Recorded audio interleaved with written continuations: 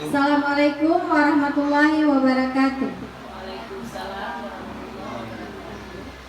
Alhamdulillah, terima kasih Bapak Ibu telah hadir di ruangan yang sederhana ini.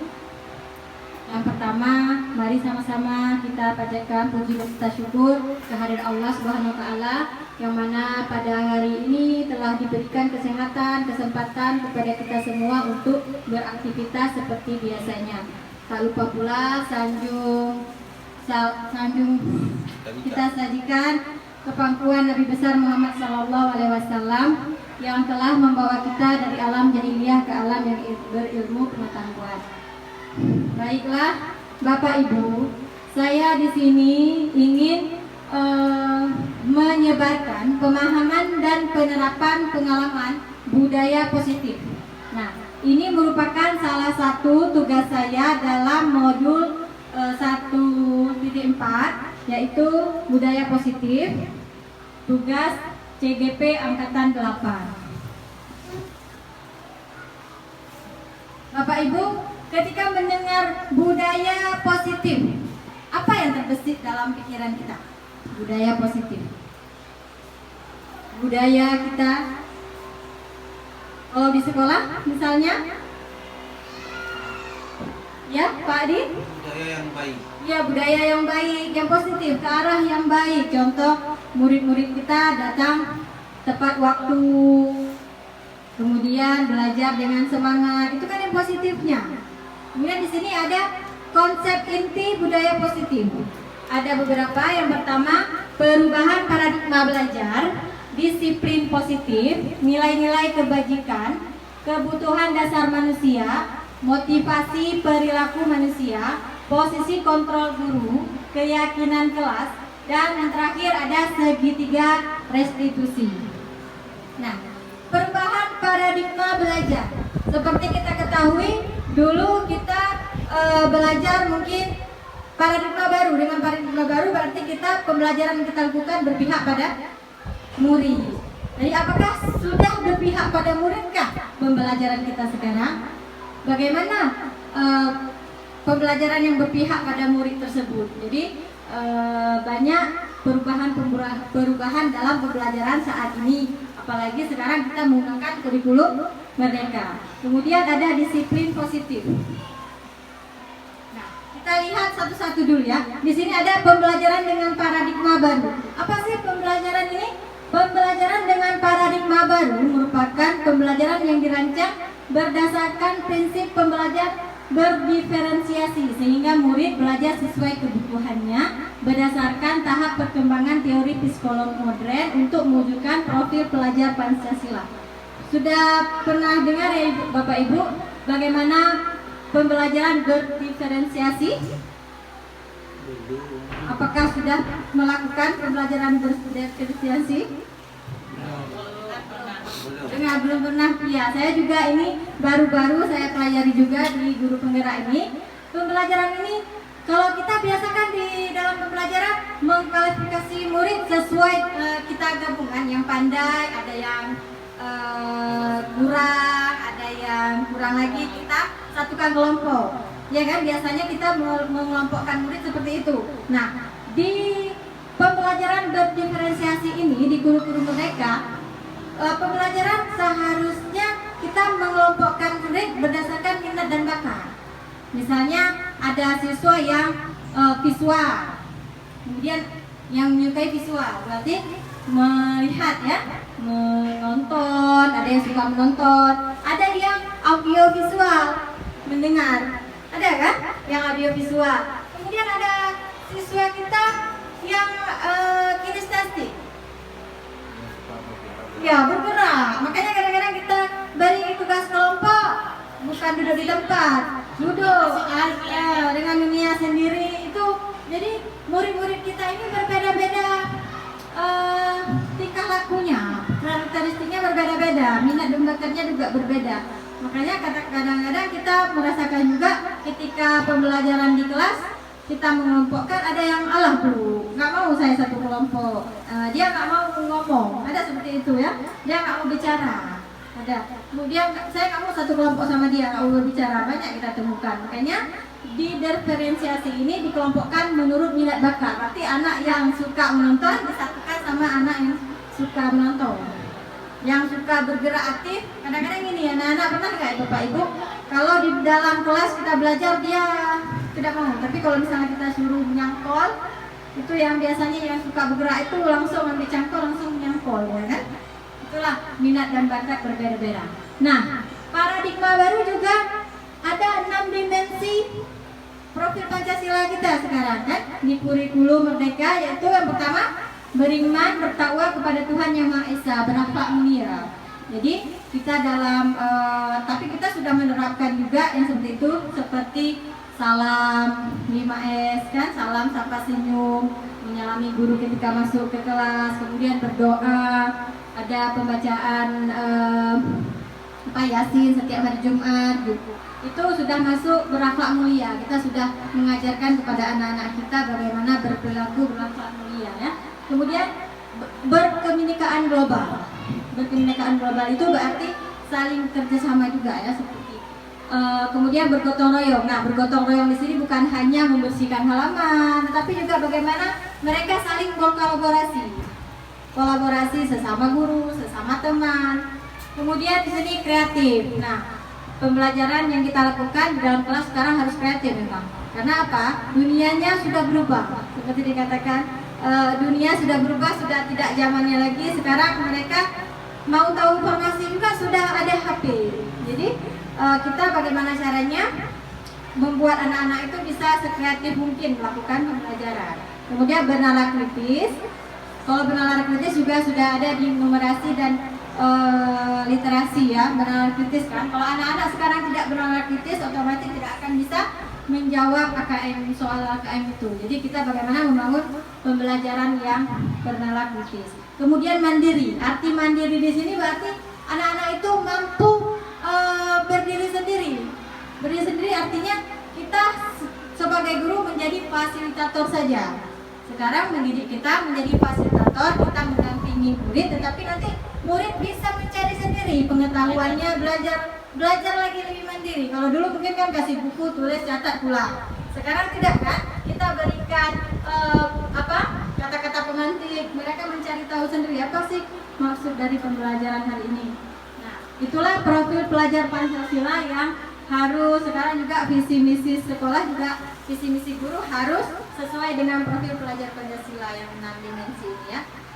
Kemudian, nah, adanya miskonsepsi tentang teori kontrol. Tahu tidak Bapak Ibu tentang teori kontrol ini? Di sini ada ilusi guru mengontrol murid. Nah, kita merasa miskomunikasi ini berarti kan yang salah persepsi kita, kesalahan kita tentang kita menilai murid. Kita menilai murid bahwa kita bisa mengontrol murid, guru bisa mengontrol murid. Kita bisa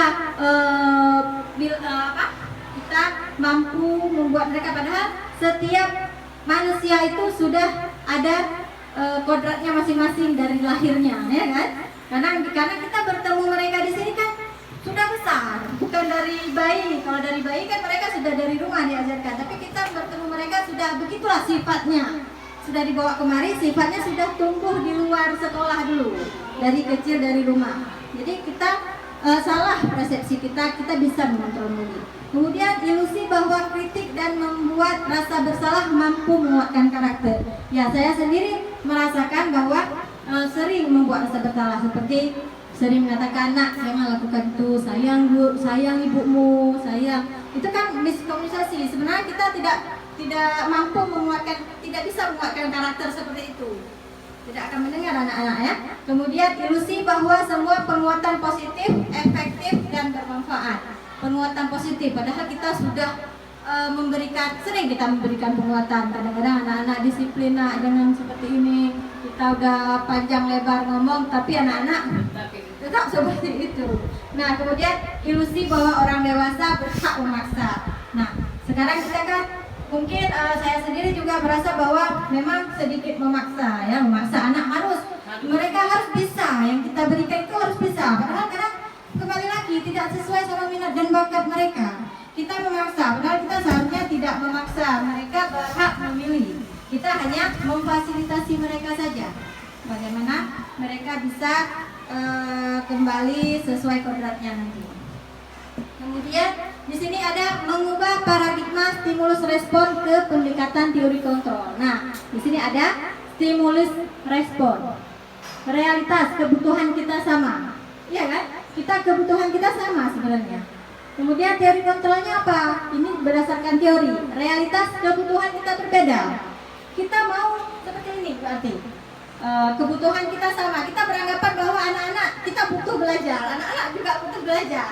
Kita butuh sukses. Kita orang sudah dewasa, sudah mengerti. Kita mau anak-anak juga sukses. Padahal teorinya kebutuhan kita berbeda masih. Kita punya kebutuhan sendiri, mereka punya kebutuhan sendiri.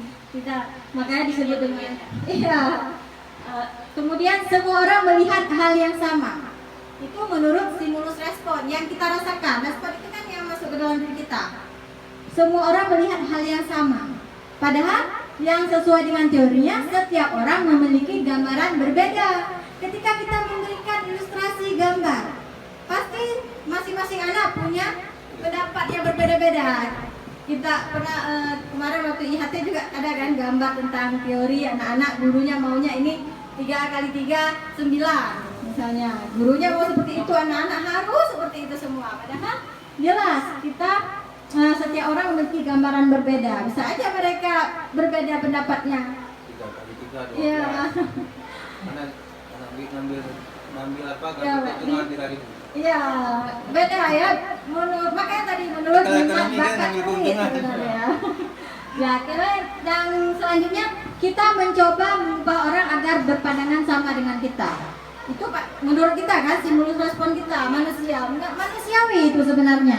Kita berharap kan anak-anak murid kita sama pemikirannya sama kita.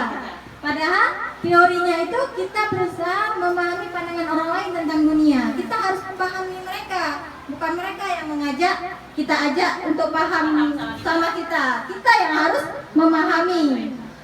Kemudian perilaku buruk dilihat sebagai suatu kesalahan. Nah, inilah yang selama ini mungkin salah kita, perilaku buruk murid-murid kita lihat semuanya sebagai suatu kesalahan. Seharusnya semua perilaku memiliki tujuan.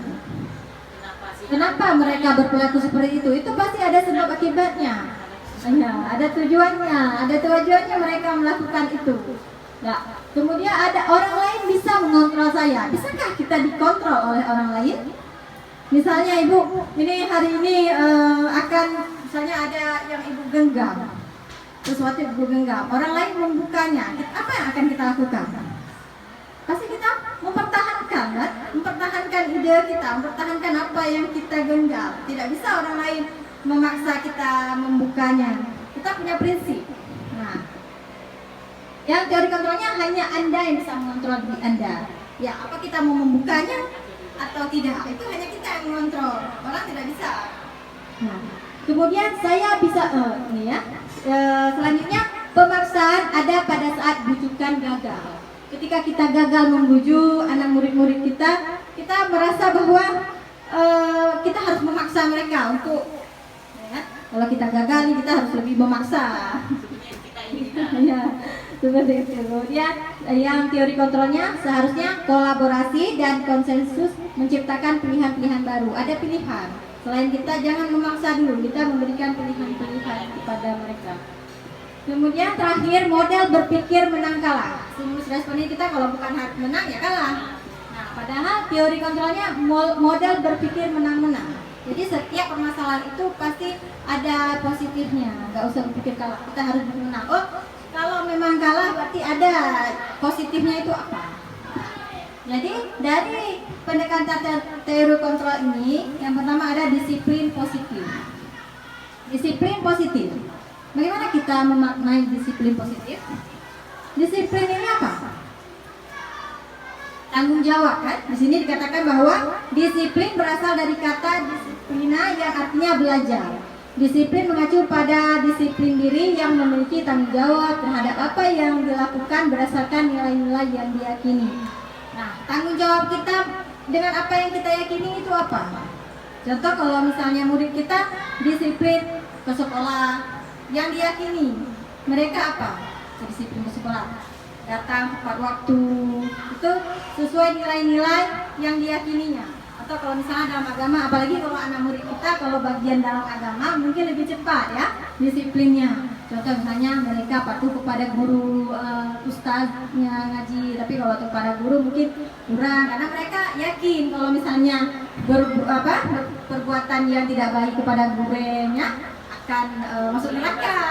Itu kan makanya yang diyakini, makanya mereka takut kalau mengaji itu duduk tenang. Tapi kalau misalnya kepada guru mereka belum meyakini, berarti itu yakin dalam diri sendiri, disiplin. Kemudian disiplin positif merupakan salah satu cara penerapan disiplin yang bertujuan untuk menumbuhkan kesadaran serta memberdayakan peserta didik tanpa imbalan, penghargaan, ancaman atau hukuman. Jadi dalam kita mendisiplinkan positif itu tidak ada lagi yang namanya ancaman atau hukuman. Ada yang menggantikan ancaman atau hukuman itu tersendiri. Kemudian sebagai pendidik, tujuan kita adalah menciptakan peserta didik yang memiliki disiplin diri sehingga mereka berperilaku mengacu kepada nilai-nilai kebajikan universal dan memiliki motivasi intrinsik dalam perubahan perilaku ke arah yang lebih baik. Sebenarnya tujuan kita baik. Kita ingin anak-anak kita semuanya itu disiplin, disiplin waktu, disiplin berpakaian. Tapi ada caranya di sini bagaimana kita membawa disiplin itu ke arah yang baik. Nah, selanjutnya bisa kita lihat ada nilai-nilai kebajikan. Nilai yang disepakati bersama lepas dari suku bangsa, agama, bahasa maupun latar belakang. Contoh nilai kebajikan institusi organisasi yaitu ada di tadi yang profil pelajar Pancasila yang ada 6, beriman dan bertakwa kepada Tuhan Yang Maha Esa, berakhlak mulia, berkebinekaan global, gotong royong, mandiri, kreatif dan bernalar kritik. Itu dalam profil pelajar Pancasila sudah tersitus ya, sudah sering kita dengar. Ini nilai-nilai kebajikan. Jadi banyak ya. Dalam beriman bertakwa kan banyak nilai-nilai yang terkandung, nilai keagamaan, dalam berakhlak mulia, kemudian bagaimana kita bergotong royong, itu nilai-nilai tersendiri ya. Kemudian ada dari program Ibu Primavier, toleransi, rasa hormat, integritas, mandiri, menghargai, empati, keingintahuan, kreativitas, kerjasama, percaya diri, komitmen, itu juga merupakan nilai-nilai kebajikan ya. Di sini ada menghargai sesama. Kalau di dalam kelas berarti harus menghargai sesama teman. Mungkin itu yang kurang di murid-murid kita, seperti toleransi, rasa hormat mereka terhadap kita, mungkin itu kurang. Tapi kita harus menumbuhkan nilai-nilai kebajikan tersebut. Itu ada di diri masing-masing murid. Tapi mungkin karena nantilah ada yang beberapa yang mempengaruhinya sebenarnya anak-anak itu terlahir dari kodratnya bersih bersama. Cuman yang mana? Yang dari lingkungannya lah itu yang mempengaruhi nilai-nilai mereka. Kemudian keterampilan hidup, dapat dipercaya, lurus hati, pendengar yang aktif, tidak merendahkan orang lain dan memberikan terbaik dari diri. Itu juga merupakan nilai-nilai kebajikan. Nah, manusia ini sebenarnya memiliki kebutuhan dasar. Ada kebutuhan kita. Kebutuhan dasar itu segala sesuatu yang kita lakukan untuk mendapatkan apa yang kita inginkan. Seluruh tindakan yang kita lakukan memiliki tujuan tertentu. Jadi apa yang kita lakukan itu sebenarnya memiliki tujuan. Kita misalnya ke sekolah ada tujuan kita kan? Apa tujuan hidup kita, kebutuhan kita seperti kebutuhan pangan, ya kan? Kita ke sekolah ada kebutuhan masing-masing. Dan semua usaha terbaik yang kita lakukan adalah dalam rangka agar kebutuhan dasar kita terpenuhi dengan baik. Nah, kita ke sekolah untuk memenuhi kebutuhan dasar kita sebagai guru. Untuk apa? Untuk menyelesaikan tugas-tugas kita, tanggung jawab kita, itu kan kebutuhan dasar kita. Sudah terpenuhi, kita sudah merasa puas. Nah, di sini kita lihat 5 kebutuhan dasar manusia. Yang pertama, bertahan hidup. Kita perlu makanan, pakaian, tempat tinggal, keamanan, kesehatan. Jadi murid-murid kita juga seperti itu. Mereka punya 5 kebutuhan dasar sebenarnya. Makanya kadang-kadang mereka di dalam keseharian tidak semangat karena ada anak-anak murid kita datang terlambat. Mungkin apa yang kebutuhan dasarnya belum terpenuhi di rumah. Sebenarnya kita harus tidak boleh ketika mereka datang terlambat kita langsung menghukum, sebenarnya seperti itu. Karena mungkin apa kebutuhan yang tidak terpenuhi? Mungkin orang tuanya bertengkar, apalagi murid-murid kita di sini. Kalau yang pernah saya saya tanya-tanya misalnya gitu, kalau dalam satu kelas itu hampir 70% itu broken home. Orang tuanya menikah muda ya, kemudian bercerai, kawin lagi, udah banyak yang tinggal sama neneknya. Jadi kadang-kadang membawa, jadi kebutuhan bertahan hidup mereka kadang makanan. Pernah kita tanya, pernah ibu-ibu tanya, kadang udah makan nak di rumah belum. Jadi bagaimana mereka bisa semangat belajar, sedangkan kebutuhan hidupnya itu belum terpenuhi sebenarnya. Tambah lagi mungkin kita memarahi ya, kita memarahi mereka. Jadi kemudian ada kebutuhan dasar manusia, kasih sayang dan rasa diterima. Rasa diterima, dipedulikan, berbagi, kerjasama menjadi bagian dalam pokok.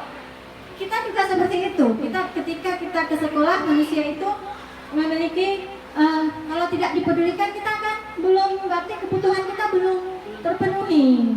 Jadi yang membuat perilaku kita mungkin tidak baik nantinya. Kemudian penguasaan. Nah, harga diri, keinginan untuk dianggap, memimpin, berprestasi, diakui dan diingat. Penguasaan. Kadang-kadang anak-anak kita juga, makanya dibilang tadi kita bertemu mereka sudah besar, bukan dari kecil kan. Jadi mungkin ada yang kebutuhan dasar mereka tidak terpenuhi. Seperti tadi harga diri, keinginan untuk dianggap. Kadang-kadang pernah kita lihat anak-anak kita juga di rumahnya tinggal sama nenek, sama mamanya tidak mau ya. Kalau kita jadi wali kelas pasti sering tuh, misalnya kadang dia tinggal orang tuanya bercerai, tinggal sama neneknya, orang tuanya, mamanya nggak open, ayahnya nggak open. Jadi kan mungkin dia keinginan untuk dianggap itu tidak terpenuhi, makanya mereka berperilaku yang tidak baik, karena mereka sifatnya masih anak-anak kan, belum tahu yang mana yang baik, yang mana tidak baik. Kemudian kebebasan, mandiri, memilih pilihan, mencoba hal baru, mampu mengendalikan arah dirinya. Makanya kita di sekarang pembelajaran berdiferensiasi itu biar mereka lebih bebas sedikit. Misalnya kita membuat pembelajaran lebih menyenangkan, mungkin mereka mau bermain, ada game-game, ada ice breaking kan. Sekarang sering kan kalau dalam pembelajaran itu harus jangan terlalu serius. Jangan terlalu serius, ada ice breaking, mereka boleh memilih belajar di luar. Makanya sekarang ada P5.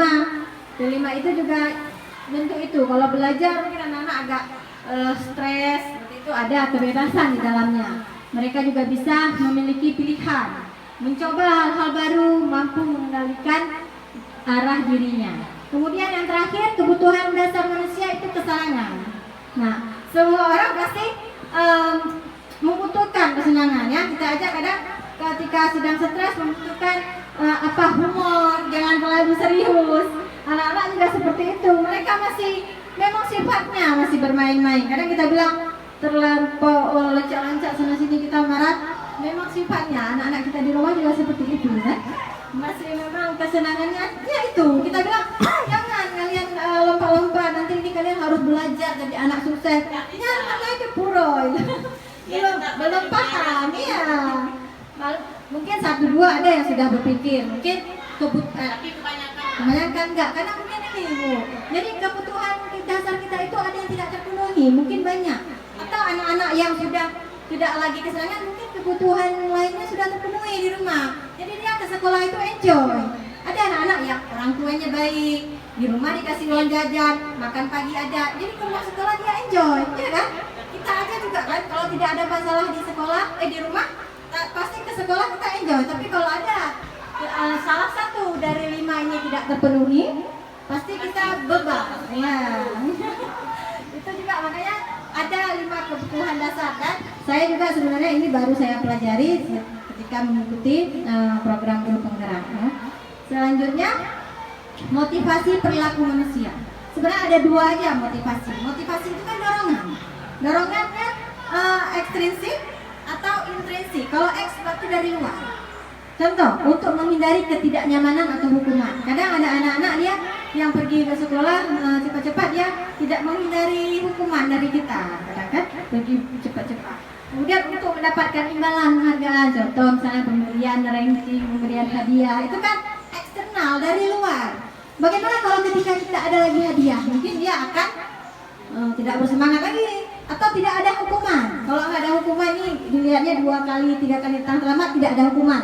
oh besok dia datang terlambat aja. Itulah motivasi ekstrinsik ya, dari luar diri. Kemudian ada motivasi intrinsik. Nah, ini sebenarnya yang diperlukan untuk menjadi orang yang mereka inginkan dan menghargai diri sendiri dengan nilai-nilai yang mereka percayai. Itu dalam diri kita sendiri, dalam diri murid-murid kita sendiri harus ada motivasi intrinsik bahwa mereka ini kalau disiplin akan kedepannya akan sukses. Itu dari dalam sendiri. Jadi kalaupun kita bilang nak ini datang telat, mereka pastikan ada satu anak dua yang memang selalu rajin, selalu. Ini motivasi intrinsik dia sendiri, memang ada di dalam diri sendiri. Bisakah kita mengubah? Kadang udah 2 kali 3 kali kita bilang ke anak yang terlambat itu sudah datang cepat, sekali 2 kali kita kasih hukuman datang cepat, besoknya benar itu karena ekstrinsik. Jadi bedanya itu ya, perilaku manusia. Selanjutnya dalam motivasi itu ini ada, kalau di sekolah ada yang namanya hukuman. Hukuman itu tidak terencana, tiba-tiba murid tidak tahu apa yang terjadi dan tidak dilibatkan, bersifat satu arah, berupa hukuman fiskis. Sekarang anak-anak datang terlambat langsung kita jawab, itu kan hukuman karena tidak ada dia tahu besok dia datang terlambat, ini datang terlambat besok apa lagi ya, ini saya datang terlambat apa ya disuruh Bu Nadia nih suruh lari-lari 10 kali di lapangan datang terlambat, itu namanya hukuman. Nah, ada yang namanya konsekuensi. Kalau konsekuensi ini terencana, disepakati. Kita buat dulu kesepakatan sama murid, tertulis. Misalnya disiplin waktu, anak-anak harus datang terlambat. Kalau mereka datang terlambat, apa konsekuensinya? Jadi mereka tahu ini datang terlambat harus misalnya membersihkan lapangan. Nah, tapi itu terencana, berarti harus seperti itu terus, berkelanjutan. Itu konsekuensi. Sikap guru selalu memonitor murid. Jadi secara berkolaborasi kita memonitor murid kita. Jadi jangan besok datang guru ini ada hukumannya, besok nggak ada lagi. Itu berarti tidak adanya kesepakatan. Murid di sini murid tetap dibuat tidak nyaman, tapi murid tetap dibuat tidak nyaman dengan konsekuensi kan? Kita menghukum sebenarnya. Ya, tidak semua guru menghukum. Makanya daripada hukuman lebih baik konsekuensi. Tapi di sini ada jempol, ada benarnya, ada salahnya. Konsekuensi juga sebenarnya ada yang betul, ada yang salah. Kadang-kadang membuat konsekuensi kita yang lebih ini, makanya yang ketiga ada restitusi. Ini yang seharusnya kita sebagai guru ambil. Restitusi ini proses menciptakan kondisi bagi murid untuk memperbaiki kesalahan. Proses kolaboratif yang mengajarkan murid untuk mencari solusi sendiri. Jadi ketika anak datang terlambat, kita panggil dulu. Kita panggil, nak, kenapa kamu datang terlambat? Kita restitusi, kita tanya apa keluhan dia, bagaimana dia bisa menyelesaikan masalah. Kemudian bagaimana kita cari solusi untuk dia. Mungkin makanya di situ kadang ketika kita bertanya apa masalah dia datang terlambat, mungkin dia akan bercerita. Nanti masuk ke kebutuhan dasar manusia. Mungkin dia tidak ada yang bangunkan. Saya pernah tanya anak yang sama, dia tinggal, orang tuanya sudah ada dua-dua, dia tinggal sama bundanya. Jadi bundanya itu tidak bangunkan. Itu menurut pengakuan anak-anak kan, tidak bangunkan, dia pun tidak bangun sendiri, jadi terlambat datang ke sekolah. Tapi bagaimana solusi? Kan dia bisa berdewasa, kita restitusi, kita beri solusinya. Ya, kalau kamu nak sudah dewasa, bagaimana cara mengambil mencari jalan keluar, masa selalu terlambat, masa mengandalkan orang lain terus kan? Jadi namanya restitusi. Jadi tidak harus selalu menghukum anak-anak terus atau memberi konsekuensi. Kita harus menanyakan terlebih dahulu, merestitusi di sini ya. Selanjutnya, nah di sini ada 5 posisi kontrol dulu. Ini menurut penelitian, bukan menurut saya. Di sini ada penghukum, kemudian pembuat merasa bersalah, teman, pemantau, manajer. Nah, di mana posisi kita sekarang kira-kira Bapak Ibu? Di mana posisi Pak Nurdin? Kira-kira? Nah, apa kalau kita penghukum ya seperti tadi, ada motivasi, berarti ekstrinsik nanti yang dia, bukan intrinsik. Berarti dia tidak akan selalu mengulangi kesalahannya. Karena dia melihat kita mungkin ada guna dia telat datang besok. Kita pemantau aja. Pemantau ya. Mantap. Kalau misalnya kamu merasa bersalah, seperti tadi kita bilang, nak sayang sampai ibu selalu tunggu kamu telat, selalu itu membuat merasa bersalah kan. Kadang-kadang anak bukan kita mengajak mereka sebagai teman, cuma resiko teman ini nanti kalau mereka misalnya mereka telat datang, masuk terus. Besok dia menganggap kita udah nggak ada wibawa. Ya, enak nih. Ketika kita misalnya sekali kita marah, mungkin mereka akan marah sama kita karena teman. Kalau teman kan seperti itu, marah. Kemudian di sini ada pemantau. Pemantau yang terakhir adalah manajer. Ya, guru-guru diharapkan menjadi manajer. Manajer itu memberi arahan, seperti tadi memberi solusi, memberi arahan terlebih dahulu ya. Misalnya ada anak-anak yang nakal tidak hadir seperti Pak Rudi lakukan tadi, udah benar ya, memanggil dulu orang tuanya, menanyakan kemudian ya apa keluhannya. Memang kita agak berat melakukan itu karena kadang-kadang udah kita panggil anak muridnya tidak datang orang tuanya, tapi kita berusaha ke arah itu. Kemudian, nah ada contoh penerapan 5 posisi kontrol guru. Penghukum, kalau penghukum hormat pada bendera itu menghukum. Kalau pembuat merasa bersalah, berapa kali ibu bapak harus memberitahu kamu selalu mengecewakan ibu bapak, atau kamu sampai kecewakan lo, sampai kamu janji-janji, itu pembuat merasa bersalah. Kemudian teman, ayo dong ikuti aturan sekolah, itu sebenarnya tidak boleh, tapi tidak efisien karena nanti anak murid menganggap kita sebagai teman, udah suka-suka dia. Kalau misalnya kita marah nanti sekali, mereka ikutan marah, ya kan? Karena menganggap teman. Kemudian pemantau, kamu sudah melanggar aturan sekolah. Nah, kalau misalnya kita memantau, kapan sih kita sanggup memantau selalu, Pak Di? Ketika kita tidak ada, mereka tidak terkontrol lagi. Kita selalu mengontrol tanpa kita panggil. Ya kan? Kita yang terakhir yang manajer yang bagus. Apakah kamu tahu kesalahan kamu? Sebenarnya kita merestitusi dulu. Ini kalau perbuatan yang di sekolah ya disiplin, tapi kalau sudah menjurus ke narkoba itu bisa lagi kita manajer. Jadi itu udah kriminal, udah kasusnya udah lain lagi. Jadi kadang-kadang ada yang bertanya, bagaimana kita mau tanya, apakah kamu tahu kesalahan kamu itu udah termasuk pukul anak orang berdarah. Nah, beda kalau misalnya mereka melakukan kesalahan berkelahi, bertengkar, itu masih bisa kita restitusi. Tapi kalau sudah narkoba, nah ke polisi. Ya, itu bukan lagi ranah kita. Ranah kita berarti masih tahapan anak-anak yang bisa kita kontrol ya. Nah, di sini ada posisi kontrol. Apakah saya kecewa sekali dengan kamu? Itu posisi kontrol apa? Tadi ya, membuat merasa bersalah ya. Saya kecewa sekali dengan kamu. Itu membuat rasa bersalah. Kemudian kamu tidak pernah benar melakukannya. Ini juga kan? Kamu tidak pernah, selalu salah. Kenapa selalu salah? Kita itu kan biasanya saya juga seperti itu biasanya. Kemudian apa rencanamu untuk menyelesaikan masalah ini? Nah, ini dia yang restitusi. Ya, kita menanyakan bagaimana. Jadi bagaimana solusi kamu untuk kenapa kamu datang terlambat? Bagaimana solusi kamu bisa ambil? Ya, walaupun nanti kita bisa memantau dia, tapi kita lakukan dulu restitusi. Kemudian ayolah lakukan demi Bapak Ibu. Ini juga pembuat teman ya. Ayolah, mari, itu kan teman kita. Tapi sebenarnya boleh kita menjadi teman, tapi tidak boleh kebablasan. Contohnya tidak boleh nanti mereka sampai tidak menghargai kita lagi sebagai guru. Kita nasihati tidak boleh lagi. Kita udah merasa, kan itu udah seperti teman kita. Jadi kayak teman yang nasihatin lah. Tidak boleh juga seperti itu. Kemudian kamu tidak pernah mendapatkan nilai jika tidak mengerjakan tugas. Ini juga salah. Nah, dari situ semua, makanya sekarang pembelajaran kita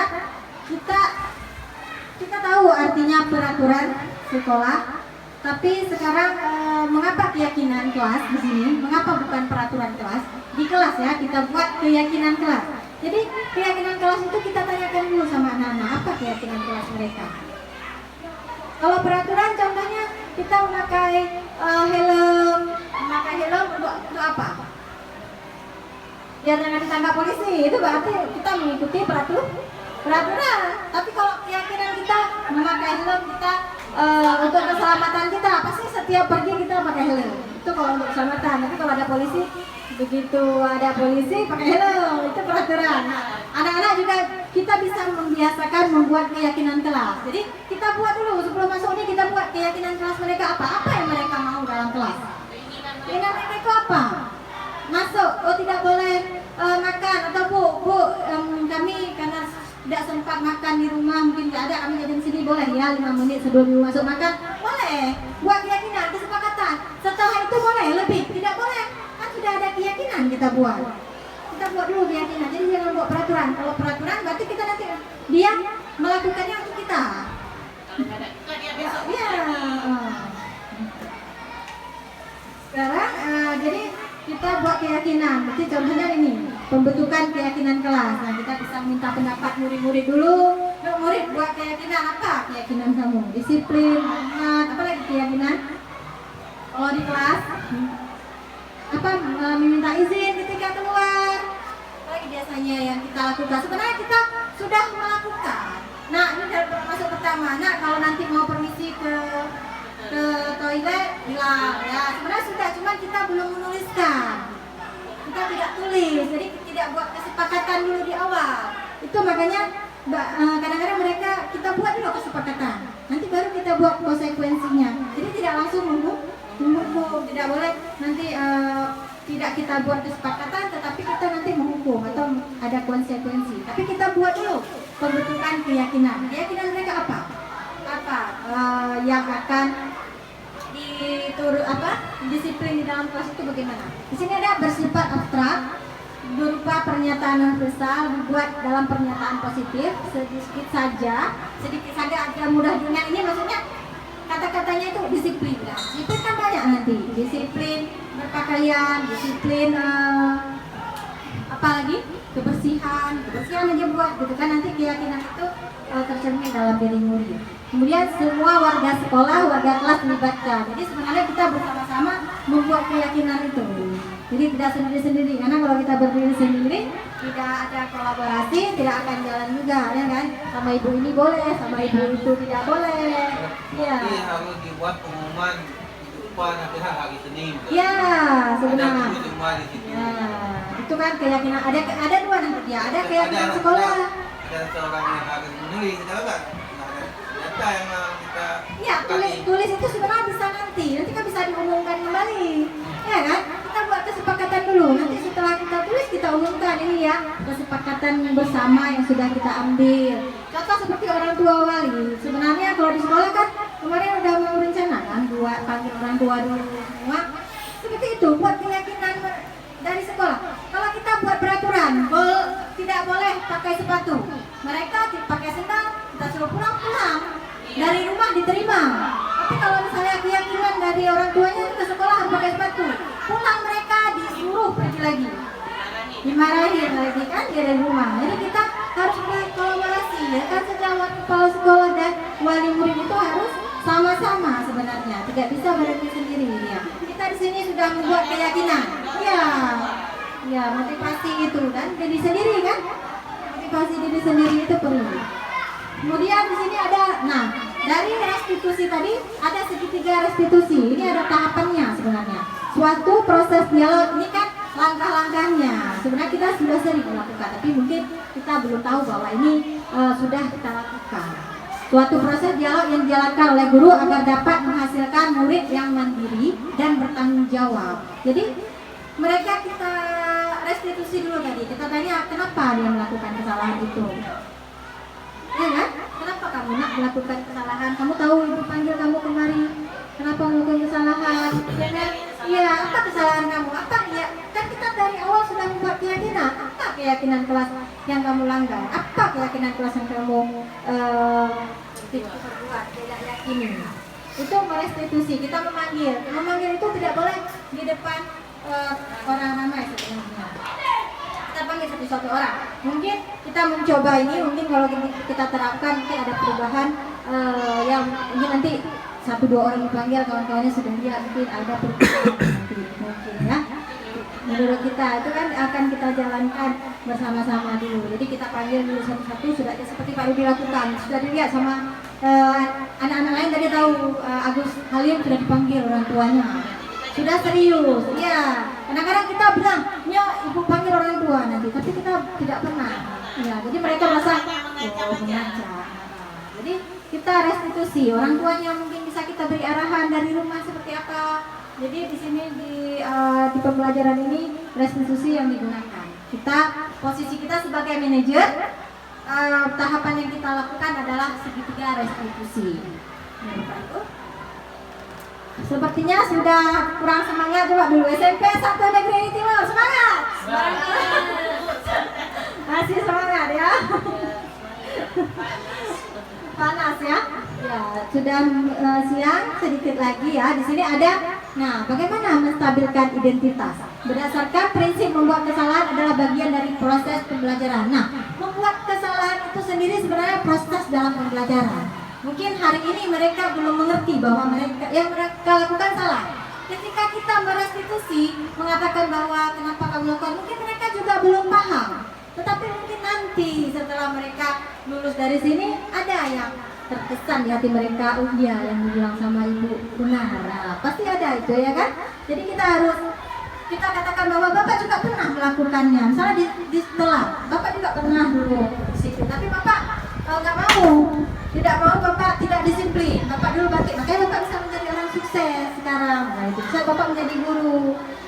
Seperti misalnya dia bermasalah di rumah, kamu berhak merasakan itu. Kita masuk dulu ke dunianya, stabilitas. Kita mengerti perasaannya dulu. Kita mendengar curhatannya dulu, ya kan? Kadang-kadang siswa ini ketika kita mendengarkan mereka mau bercerita kepada kita apa permasalahan. Kemudian yang kedua, validasi tindakan yang salah. Nah, apa yang salah? Kamu punya alasan. Kenapa kamu terlambat? Apa alasan kamu terlambat? Kenapa kamu berkelahi? Itu banyak ya kesalahan anak yang kecil-kecil yang bisa kita restitusi. Kenapa kamu melakukannya? Mempertahankan yang penting. Banyak jadi pertanyaan-pertanyaan itu validasi tindakan yang salah. Jadi kita tidak terus menyalahkan, tapi memvalidasi dulu yang mana yang salah sih? Apa yang salah dari perbuatan? Cari tahu dulu apa yang salah. Kenapa kamu melakukannya? Gitu. Kemudian baru menanyakan keyakinan. Makanya keyakinan tadi perlu dibuat dulu di awal. Di awal sekolah pembelajaran kita buat dulu keyakinannya. Baru kita ingatkan lagi. Apa keyakinan yang kamu langgar? Kamu tidak minta izin, misalnya langsung keluar tidak minta izin. Itu kembali lagi ke tadi pembentukan nilai-nilai karakter anak.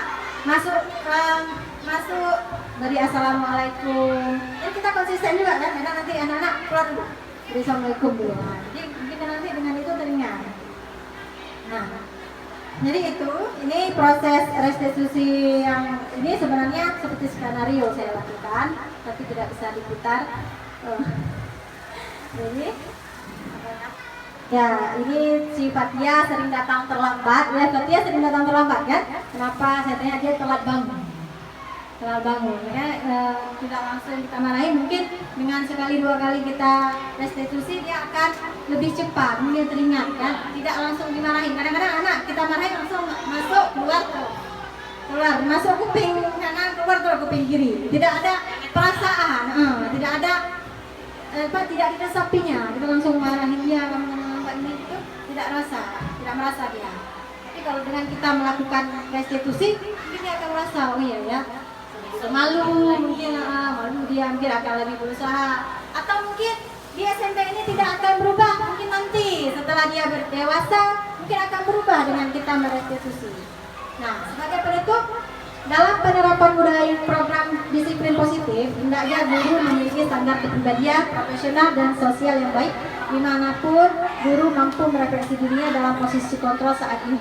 Bagaimana perjalanan dirinya sebagai among manajer yang menuntun murid-muridnya menjadi insan yang mandiri, merdeka dan bertanggung jawab. Jadi kita dulu sebenarnya yang harus merefleksi diri kita sendiri. Posisi kontrol apa kita sekarang? Apa membuat merasa bersalah tadi? Apa penghukum? Bagaimana kita merubah kita dulu? Kita pribadi kita niatkan bahwa ini ladang amal kita, ladang pahala kita. Bagaimana kita mendidik anak kita? Beginilah anak-anak kita kadang memang kadang kita kesal juga, tidak mau mendengar, tapi inilah kita mendidik. Mereka juga membuat kesalahan itu suatu pembelajaran bagi mereka. Ya, dengan posisi 5 kebutuhan dasar tadi mungkin yang belum terpenuhi, mungkin dengan kita merestitusi kita bisa membangkitkan lagi semangat mereka atau kita berusaha dulu lah intinya ya kan, berusaha menjadi pendidik yang mampu mendidik atau tidak menuntut tetapi mampu menuntun. Ya. Terima kasih Bapak Ibu yang telah meluangkan waktunya di sini. Saya juga masih belajar, berdiri di sini juga bukan berarti saya sudah mampu. Saya butuh dukungan dari teman-teman rekan-rekan sejawat, butuh dukungan dari kepala sekolah dan murid-murid kita untuk menciptakan budaya positif, nilai-nilai kebaikan kita di sekolah. Mohon izin apabila ada kata yang salah. Wabillahi hidayah. Assalamualaikum warahmatullahi wabarakatuh. Waalaikumsalam warahmatullahi wabarakatuh.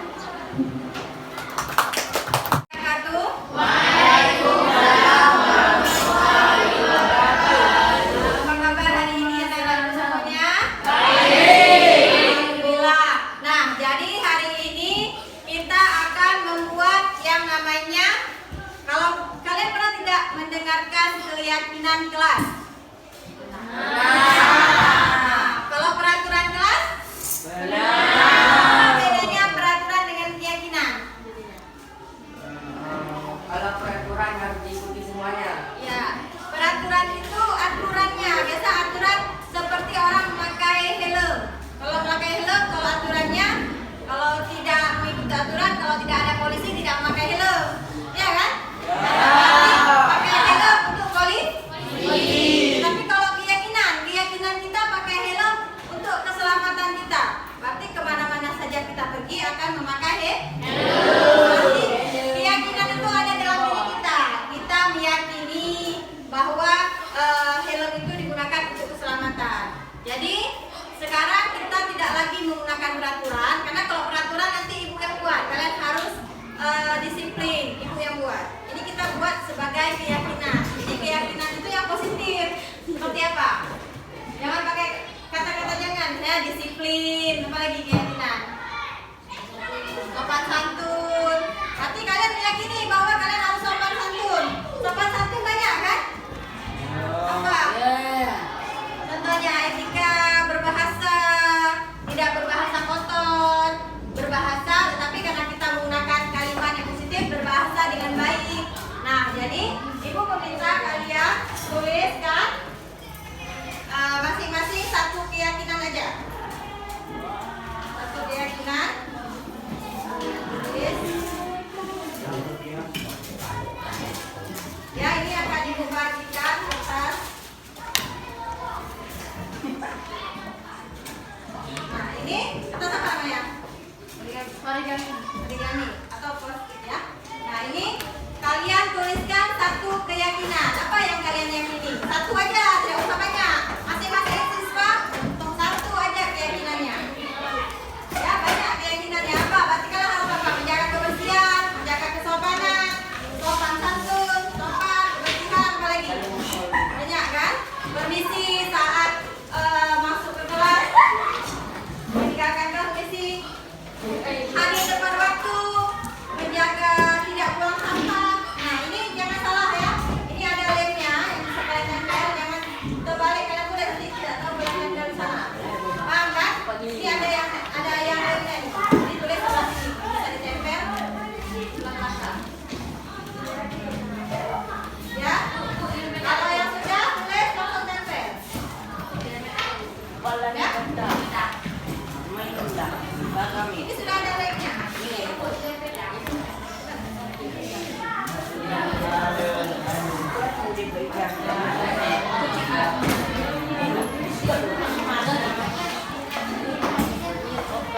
Sudah tulis terus, yang sudah tulis boleh ditempelkan sesuai keyakinan masing-masing ya.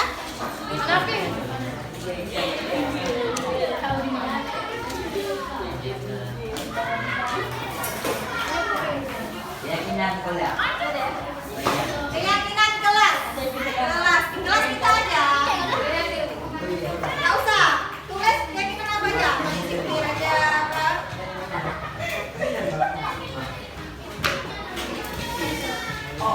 Betul. Udah, yang sudah siap ditempelkan yang nanti di depan ya di kertas. Plano itu yang sudah ibu bagikan.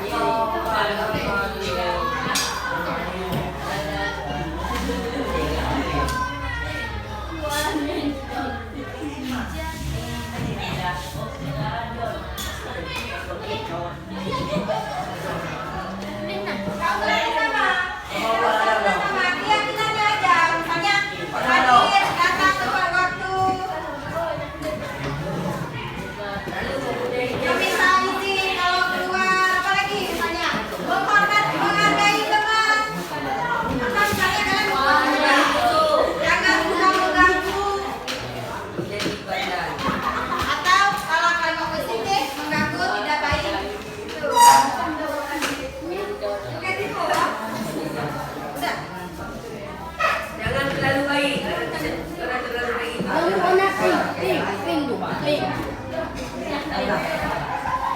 Udah langsung ditulis. Kalau sudah ditulis, langsung dikumpul didandakan ya. Udah, jangan tulis, jangan salah tulis lagi ya. Ya, kata aja.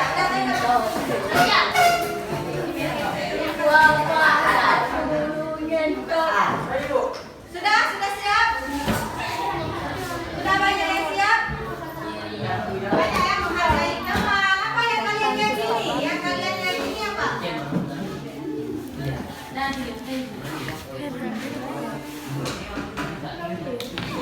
Sudah, yang sudah kalian tempelkan ke depan.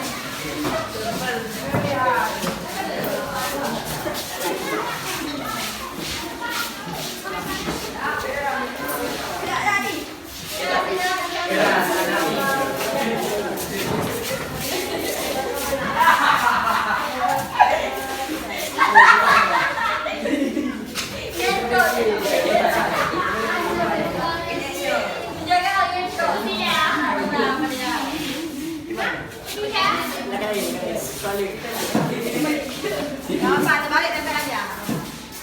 Di sini.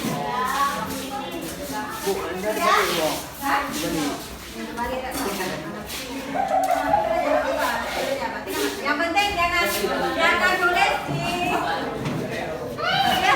Bisa gitu. Ini juga.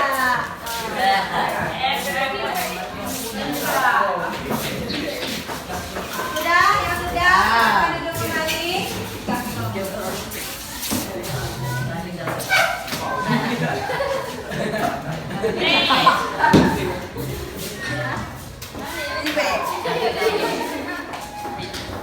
Ini yang terbalik nih. Kembali ada apa? Ada apa semua? Ada selesai semua? Tidak.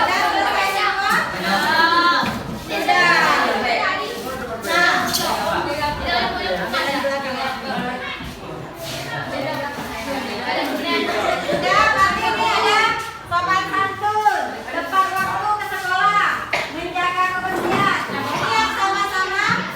Ini yang sama kita kelompokkan ya. Arti ini sopan santun, menjaga kebersihan, menghargai teman berarti sama ini. Menghargai teman, disiplin, menghargai teman. Itu beda dulu. Nah, ini ada menghargai guru. Nah, bagus ya, ini ada menghargai guru. Sopan santun ini. Lihat yang paling bodoh. Tidak ada yang bodoh. Sopan terhadap guru ini sama juga menghargai guru, menghormati guru. Menghargai teman nanti kita pisahkan ya. Ini mah gitu.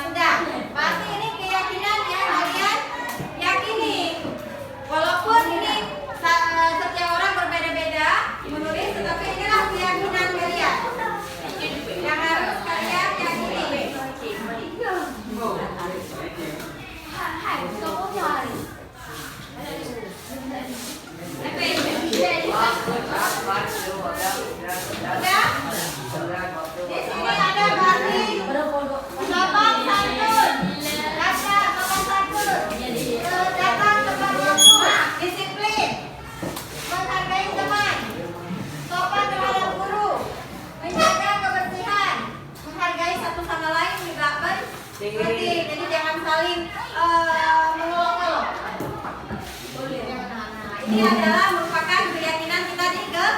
Tapi kalau sudah kalian yakini, itu berarti harus kalian jalankan. Menghargai guru tadi. Berarti setiap guru jangan hanya wali kelas, tapi juga guru yang lain juga harus kalian hargai. Karena seperti ibu kalian juga di rumah. Untuk ibu berani olah-olah, berani tidak menghargai ibu di rumah? Tidak kan, Jadi bagaimana ada menghargai orang tua di rumah? Nah, di sekolah juga merupakan orang tua kalian. Sudah? Coba udayakan itu. Sekarang kita melakukan penandatanganan perjanjian.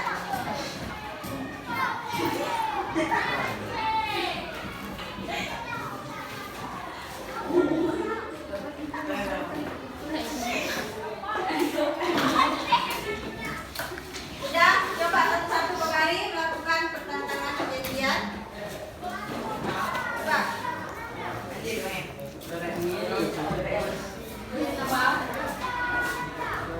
Minum suatu. Itu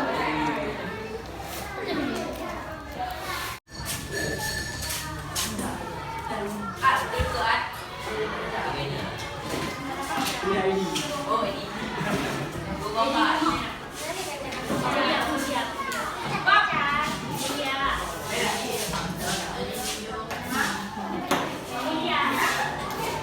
Tutup aja.